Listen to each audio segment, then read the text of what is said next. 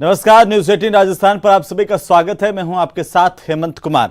तो चलिए खबरों की शुरुआत करेंगे इस वक्त की सबसे बड़ी खबर के साथ। ऑपरेशन गंगा से वतन वापसी का सिलसिला लगातार जारी है। आपको बता दें कि आज 242 छात्र दिल्ली पहुंचे हैं, जहां पर एयर इंडिया की फ्लाइट से ये तमाम छात्र दिल्ली पहुंचे हैं। इन छात्रों में राजस्थान के 13 स्टूडेंट्स भी लौट आए हैं, जिनका फूल माला पहना करके एयरपोर्ट पर स्वागत किया गया। राजस्थान फाउंडेशन के आयुक्त धीरज श्रीवास्तव की ओर से हेल्प डेस्क पर विद्यार्थियों को फूलमाला पहना करके उनका स्वागत किया गया। राजस्थान सरकार की ओर से एयरपोर्ट पर ही एक हेल्प डेस्क की तैनाती की हुई है, जो यूक्रेन से आने वाले छात्र छात्राओं को रिसीव करता है।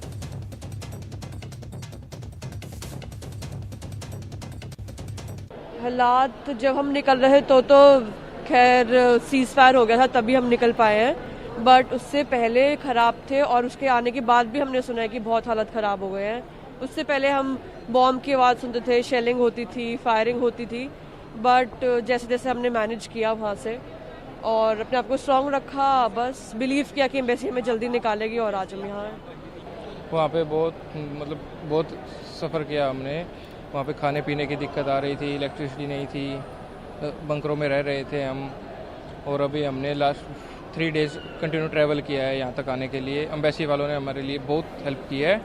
3 दिन से लगातार हमको सेफ यहाँ तक पहुँचाया है और हमने बहुत सफ़र किया। जिस दिन हम निकले वहाँ से उस दिन भी बम्बार्डमेंट हुई हमारे एरिया में, तो नहीं लेकिन पूरे सिटी में बम्बार्डमेंट उस दिन हुआ। लेकिन इंडियन गवर्नमेंट ने, रेड क्रॉस ने, सबने मिलकर के बहुत अच्छे तरीके से काम किया। एक ग्रीन कॉरिडोर हमारे लिए बनाया। वो लंबा रास्ता था, लेकिन गवर्नमेंट ने बहुत सेफली हम लोगों को वहाँ से निकालने का काम किया। सर, हम इसके लिए थैंकफुल हैं हमारे इंडियन एम्बेसी के, रेड क्रॉस के और माननीय प्रधानमंत्री मोदी जी के। वहाँ पे हमारे शहर थोड़ा कट के था, तो हमें अटेंशन थोड़ा कम मिला हमारे शहर को।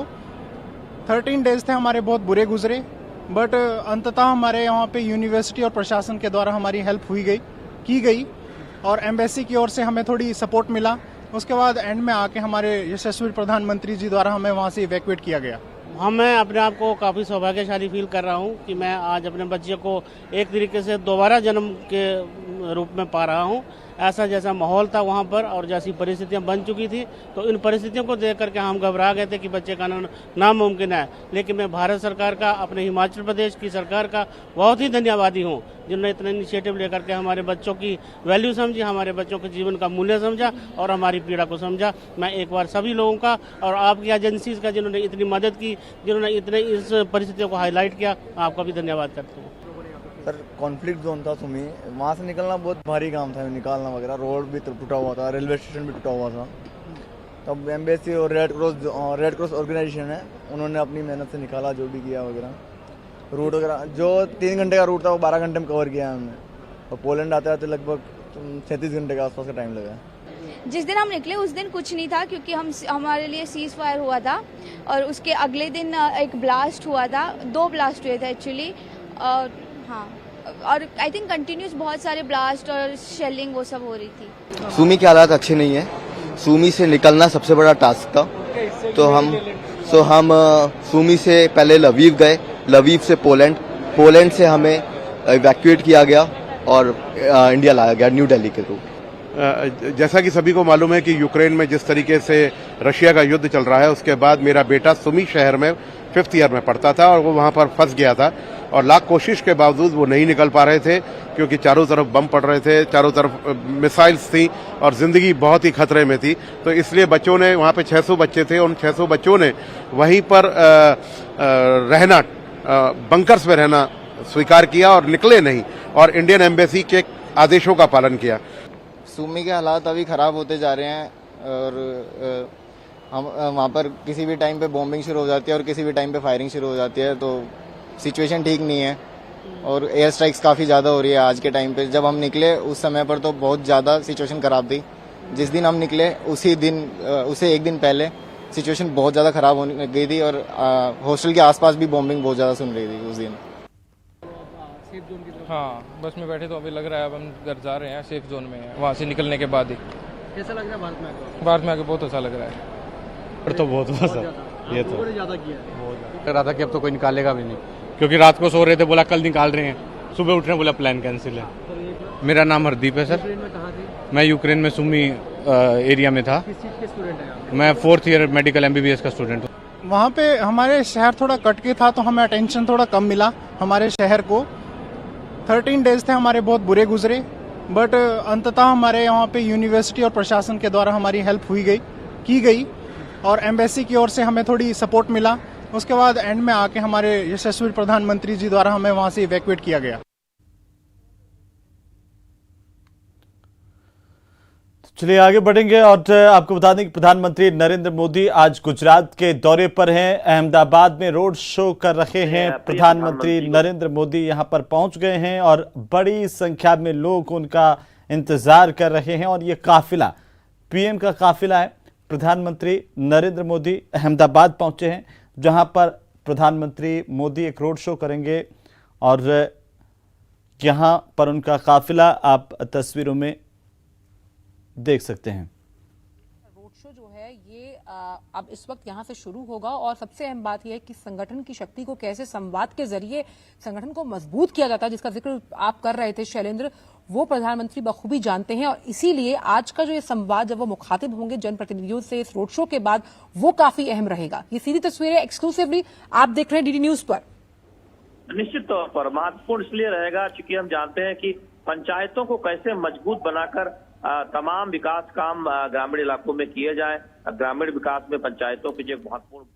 तो अहमदाबाद से सीधी तस्वीरें। प्रधानमंत्री नरेंद्र मोदी का गुजरात का दौरा। PM मोदी गुजरात पहुंच चुके हैं 2 दिन के दौरे पर। यहां पर एक रोड शो करेंगे, साथ ही साथ आज शाम को जो पंचायती राज के प्रतिनिधि हैं उनसे मुलाकात करेंगे। पंचायती राज को और ज्यादा मजबूत करने को लेकर के मंथन करेंगे। और ये तस्वीरें देखिए, सीधी तस्वीरें अहमदाबाद से हम आपको दिखा रहे हैं, जहां पर PM के दौरे को लेकर के तमाम तैयारियां की गई हैं।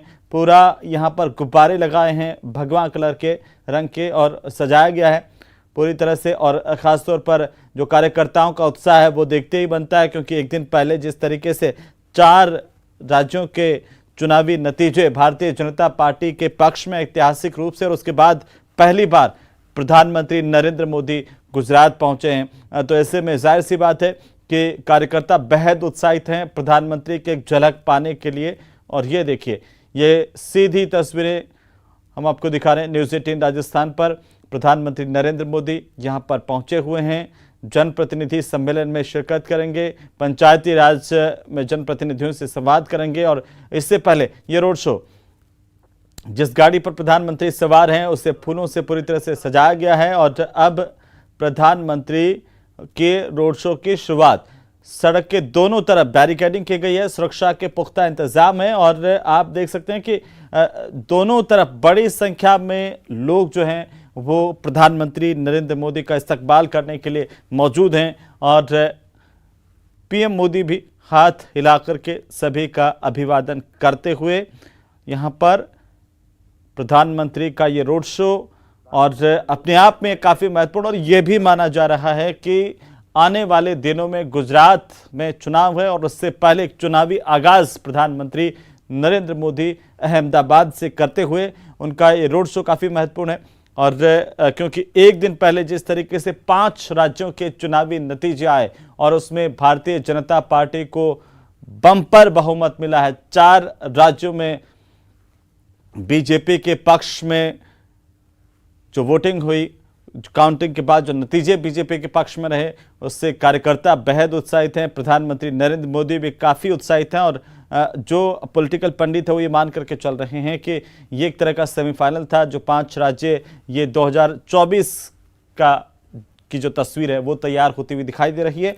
ये तस्वीरें देखिए, काफ़ी अहम ये तस्वीरें हैं जहाँ पर सड़क के दोनों तरफ प्रधानमंत्री की एक झलक पाने के लिए लोग बेताब हैं और बड़ी संख्या में जुटे हुए हैं। चाहे वो बच्चों की बात करें, महिलाओं की बात करें और युवाओं की बात करें या बुजुर्गों की बात करें, तमाम लोग प्रधानमंत्री की एक झलक पाने के लिए, उनका इस्तकबाल करने के लिए और उनके स्वागत के लिए लगातार पलक पावड़े बिछा करके यहाँ पर तैयार हैं। भारी ज़ाब्ता तैयार जो है तैनात किया गया है, पुलिस के पुख्ता इंतज़ाम है। चप्पे चप्पे पर प्रधानमंत्री के दौरे को देखते हुए सुरक्षा के लिहाज से सुरक्षा कर्मियों की तैनाती की गई है। दो अलग अलग तस्वीरें हैं। एक तस्वीर थोड़ी सी देर पहले की जो तस्वीर जहां पर प्रधानमंत्री का काफिला पहुंचा था, उसके बाद ये तस्वीर देखिए प्रधानमंत्री रोड शो का आगाज करते हुए और वहां से शुरुआत करते हुए। अब जैसे ही यहां से बाहर निकलेंगे उसके बाद ये पूरा रोड शो प्रधानमंत्री नरेंद्र मोदी का शाम को 4 बजे पंचायती राज के सम्मेलन में शिरकत करेंगे पीएम मोदी। और इस वक्त एक काफिला यहां से निकलता हुआ, ये बड़ी जानकारी है इस वक्त की। आपको बता दें कि 2 दिन का प्रधानमंत्री का दौरा है और आज कई कार्यक्रमों में शिरकत करेंगे पीएम मोदी। अभी रोड शो प्रधानमंत्री का सुरक्षा के लिहाज से बड़ी संख्या में तैनाती सुरक्षा कर्मियों की, और ये आप देख सकते हैं गाड़ी पर सवार, खुली जीप में सवार प्रधानमंत्री नरेंद्र मोदी अब आगे बढ़ते हुए अपने लवाजमे के साथ बड़ी संख्या में लोग प्रधानमंत्री के स्वागत के लिए यहां पर तैयार हैं। सजाया गया है पूरी तरह से इस जीप को, जहां पर खुली जीप में पीएम मोदी सवार हैं। और ये अब प्रधानमंत्री नरेंद्र मोदी का जो काफिला है वो यहां से आगे बढ़ेगा। अहमदाबाद से एयरपोर्ट से पार्टी दफ्तर रोड तक रोड शो है। पार्टी दफ्तर तक प्रधानमंत्री इसी तरह से खुली जीप में सवार होकर के जाएंगे।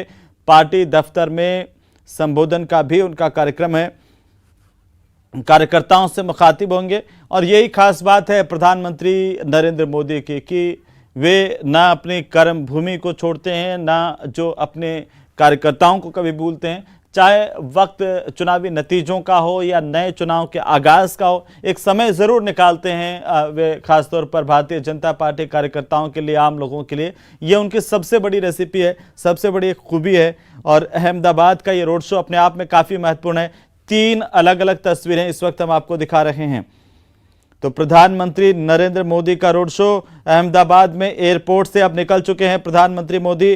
पार्टी दफ्तर तक ये रोड शो है, जहां पर सड़क के दोनों ओर बैरिकेडिंग की गई है, सजाया गया है। आप सजावट देखिए किस तरीके से भगवा रंग में पूरा का पूरा इलाका रंग गया है। दोनों तरफ भगवा गुब्बारे लगाए गए हैं और साथ ही साथ पार्टी के झंडे हैं, बैनर्स हैं। और अब पूरा का पूरा ये जो रास्ता होगा जहां से प्रधानमंत्री गुजरेंगे, खुली जीप में सवार प्रधानमंत्री नरेंद्र मोदी अब निकल चुके हैं पार्टी दफ्तर के लिए। और ये पार्टी दफ्तर तक का रोड शो पूरी की पूरी सड़क को सजाया गया है। दोनों और बड़ी संख्या में भारतीय जनता पार्टी के कार्यकर्ताओं की, आम लोगों की मौजूदगी आप देख सकते हैं। और खासतौर पर अगर हम गुजरात की बात करें तो गुजरात में एक लंबा समय उनका गुजरा है, उनकी जन्मस्थली है, उनकी कर्मस्थली रही है। और इस लिहाज से अपने आप में ये बहुत महत्वपूर्ण है। और इसलिए भी महत्वपूर्ण माना जा रहा है कि आने वाले दिनों में जब गुजरात के चुनाव होंगे तो इस लिहाज से जो तैयारियां हैं भारतीय जनता पार्टी की, एक संदेश ये जरूर है कि वो कभी रुकती नहीं है। चाहे विरोधी इस बात को समझें या ना समझें, लेकिन इसीलिए कहते हैं कि बीजेपी हमेशा चुनावी मोड में रहती है। और इसीलिए कहते हैं कि देखिए कल नतीजे आए और उससे पहले लगातार उत्तर प्रदेश में प्रधानमंत्री की रैलियां, तमाम जगहों पर जाकर के रैलियां करते हुए आज ये मेगा शो, आज यहां पर प्रधानमंत्री नरेंद्र मोदी के अहमदाबाद में ये जो रोड शो है वो, इसमें आप झलक पा सकते हैं कि देखिए इतनी सारी व्यस्तताओं के बावजूद वे कभी भी रुकते नहीं हैं, इसीलिए कहा जाता है। और इसीलिए भारतीय जनता पार्टी का एक वर्किंग स्टाइल जो है वो प्रधानमंत्री नरेंद्र मोदी के इर्द गिर्द चलता है, क्योंकि मोदी खुद एक्टिव रहते हैं, चुनावी मोड में रहते हैं। और आज अहमदाबाद से आगाज है और ये माना जा रहा है कि यहाँ पर ये गुजरात चुनाव में चुनाव प्रचार का आगाज आज से हो गया है। और अब ये देखिए, ये बेहतरीन तस्वीरें हैं, सर पर भगवा टोपी और खुली जीप में सवार मुस्कुराते हुए मोदी, तिरंगे झंडों के स्वागत के बीच, गुब्बारों से स्वागत के बीच, फूलमालाओं से स्वागत के बीच आगे बढ़ते हुए, कार्यकर्ताओं का अभिवादन स्वीकार करते हुए एक मुस्कुराहट इन नतीजों की है कि किस तरीके से 4 राज्यों के जो चुनावी नतीजे हैं वो ऐतिहासिक रहे हैं भारतीय जनता पार्टी के लिए। खासतौर पर उत्तर प्रदेश में 37 साल का रिकॉर्ड टूटा है कि किसी पार्टी ने फिर से सत्ता में वापसी की है। एक और रिकॉर्ड उत्तर प्रदेश में टूटा है कि योगी आदित्यनाथ के तौर पर एक मुख्यमंत्री जो 5 साल तक रहे और उसके बाद दोबारा मुख्यमंत्री पद की शपथ लेंगे लगातार, तो ये भी अपने आप में एक रिकॉर्ड है। उत्तराखंड में बहुमत के साथ वापसी की है, मणिपुर में बहुमत के साथ वापसी हुई है, गोवा में वापसी हुई है। तो इस लिहाज से अगर हम देखें तो 4 राज्यों के जो चुनावी नतीजों की चमक प्रधानमंत्री के चेहरे पर दिखती है, वो चमक कार्यकर्ताओं के चेहरे पर भी दिखती है। और जिस तरह का उत्साह, जोश, उल्लास कार्यकर्ताओं में इस वक्त देखने को मिल रहा है, वो अपने आप में बहुत अहम है। आप समझिए इन तस्वीरों के जरिए जब प्रधानमंत्री खुली जीप में सवार होकर के आगे बढ़ते हुए, और जैसे कि मैं जिक्र कर रहा था कि यहाँ पर किस तरीके से देखिए सजाया गया 3 तस्वीरें, और इन 3 तस्वीरों के जरिए मोदी के मेगा शो को समझिए कैसे आखिरकार देखिए लोग उत्साहित हैं एक झलक पाने के लिए, और वाकई जो उनका जलवा है वो जनता में सर चढ़कर के बोलता है। तो फिलहाल यहां पर वक्त हो चला एक छोटे से ब्रेक का, जल्द लौटेंगे, आप बने रहिए हमारे साथ।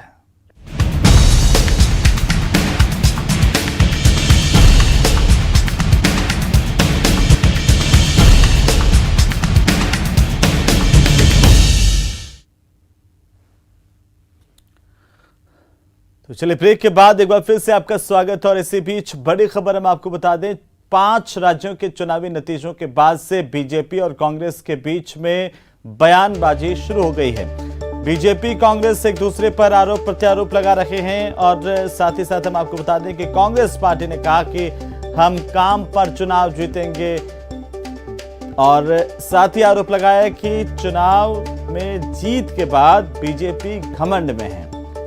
कांग्रेस ने कहा कि राजस्थान में फिर से कांग्रेस की सरकार बनेगी, तो बीजेपी ने इस पर पलटवार किया।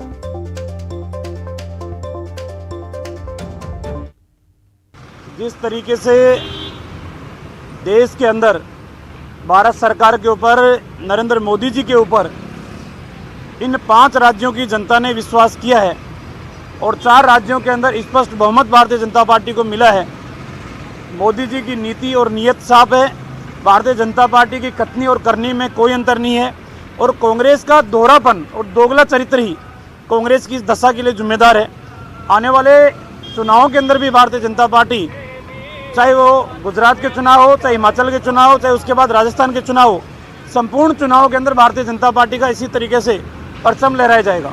हिंदू, मुसलमान, सिख, ईसाई, फारसी, जैन को बांटकर उन्होंने फिर एक बार झूठ, फरेब और धोखे के दम पर यूपी की जनता को भ्रमित कर दिया, उत्तराखंड की जनता को भ्रमित कर दिया, गोवा की जनता को। तो ये सुन लेना, डेस्टिनी है, धोखा बार बार नहीं चलता है। राजस्थान में उल्टा होगा, क्योंकि यहाँ राम राज्य है। जन कल्याण और विकास के आधार पर राजस्थान में राम राज्य की कल्पना कांग्रेस की सरकार चल रही है। और ये जो जय श्री राम का नारा लगा रहे हैं, हमारा जय सिया राम का नारा लगाएंगे हम भी एक साथ नारा, बोलो बोलो जय सिया राम, और बीजेपी का काम तमाम। और बीजेपी का काम तमाम करने की शुरुआत राजस्थान से करेंगे।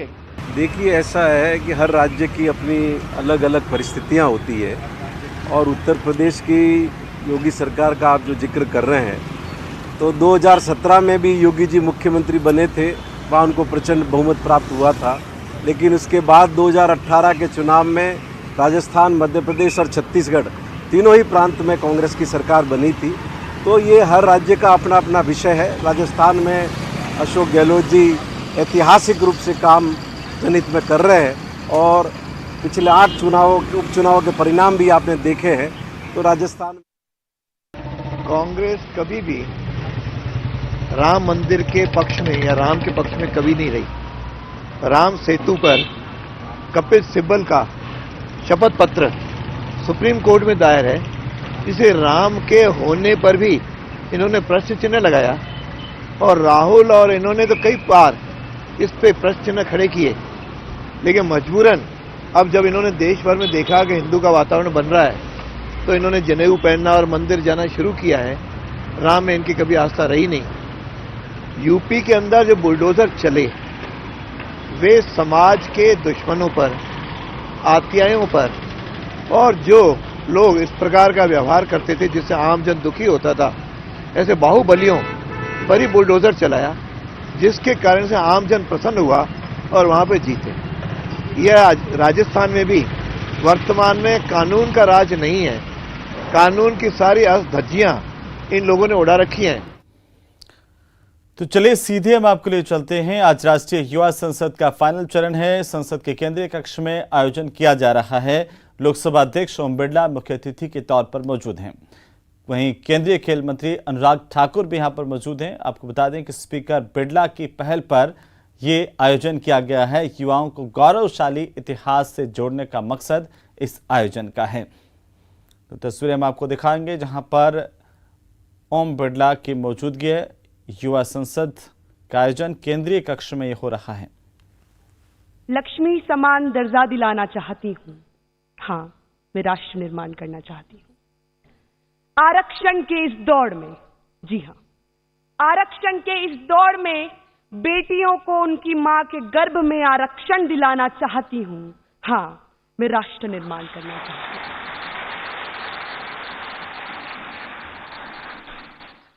नमस्कार। Honourable respected Lok Sabha speaker Shri Om Birla ji, minister of youth affairs and sports Shri Anurag Thakur ji, minister of state Shri Nitish Pramanik ji, all the present dignitaries, a very warm and hearty welcome, a very warm and hearty thank you to all of you, very warm and hearty greetings. This indeed, first of all, I would like to thank everyone. I'm really sorry, my voice is bad. It's very bad. I would really like to thank the ministry, first of all, for giving such a wonderful opportunity. I'm really fortunate. All of us are really fortunate to have got such a beautiful platform. Thank you so much, first of all. A warm and hearty greeting to all of you present here in this grand celebration of youthful exuberance, passion and vivacity, the National Youth Parliament. My name is Rageshwari Anjana. I'm representing the state of Madhya Pradesh. चलिए आगे बढ़ेंगे। राजधानी जयपुर में सांसद doctor Kirori Lal Meena धरने पर बैठ गए हैं। बड़ी खबर है इस वक्त की। आपको बता दें कि मुख्यमंत्री निवास के सामने राज्यसभा सांसद डॉक्टर किरोड़ी लाल मीणा धरने पर बैठ गए हैं। मंत्री अशोक चांदना से मिलने के लिए जा रहे थे, लेकिन सिविल लाइन फाटक क्रॉस करते ही उन्हें रोक दिया गया और इसके बाद भंवर सिंह भाटी के बंगले की तरफ मुड़े किरोड़ी लाल मीणा उधर जाने के लिए, तो वहां पर भी पुलिस का जाब्ता तैनात किया गया। इसके बाद उन्होंने पुलिस के उच्च अधिकारियों को फोन किया, वहां से बताया कि आखिरकार क्या वे कोई आतंकी है जो मंत्री से नहीं मिल सकते हैं, आखिर उन्हें क्यों रोका जा रहा है। पुलिस ने जब आगे जाने की अनुमति डॉक्टर किरोड़ी लाल मीणा को नहीं दी, तो डॉक्टर किरोड़ी लाल मीणा यहां पर धरने पर बैठ गए हैं।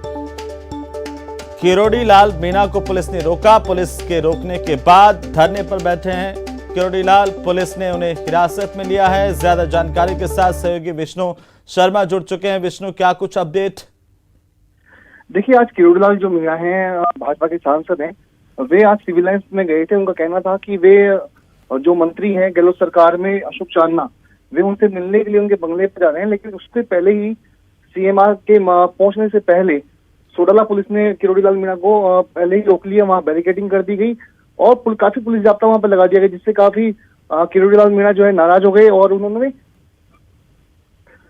पुलिस कमिश्नर से भी बातचीत की। उनका कहना था कि ये लोकतंत्र है, प्रजातंत्र है और एक विधायक होने के, लेकिन मिलने क्यों जा रहे थे? ये पब्लिक समस्याओं को लेकर के, जन समस्याओं को लेकर के मंत्री अशोक चांदना से मिलने के लिए जा रहे थे। उनका कहना था कि मैं ना तो मुझे चांदना भी। ठीक है, चलिए बहुत शुक्रिया विष्णु तमाम जानकारी के लिए। उधर जोधपुर में मेघालय के राज्यपाल सत्यपाल मलिक पहुंचे। आपको बता दें कि मारवाड़ जाट समाज सम्मान समारोह में हिस्सा ले रहे हैं गवर्नर सत्यपाल मलिक। तस्वीरें आपके टीवी स्क्रीन पर जोधपुर से सीधी तस्वीरें में इस वक्त आपको दिखा रहे हैं। मंच की तस्वीरें जहां पर सत्यपाल मलिक की मौजूदगी और मारवाड़ जाट समाज शैक्षिक सामाजिक क्रांति पुस्तक का विमोचन यहां पर किया गया है। विमोचन समारोह में मुख्य अतिथि के तौर पर राज्यपाल की मौजूदगी, राज्यपाल सत्यपाल मलिक मेघालय के राज्यपाल और यहां पर समारोह में शिरकत करते हुए ये सीधी तस्वीरें।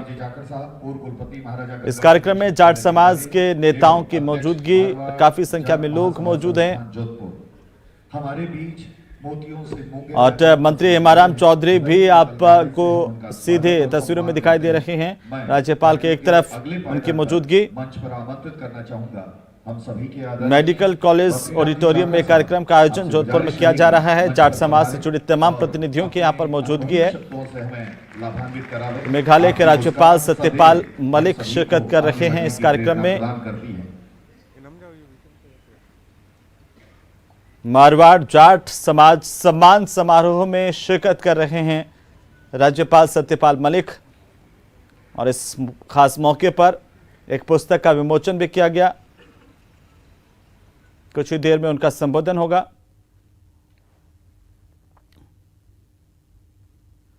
तो चलिए इसी के साथ इस बुलेटिन में फिलहाल इतना ही। नमस्कार।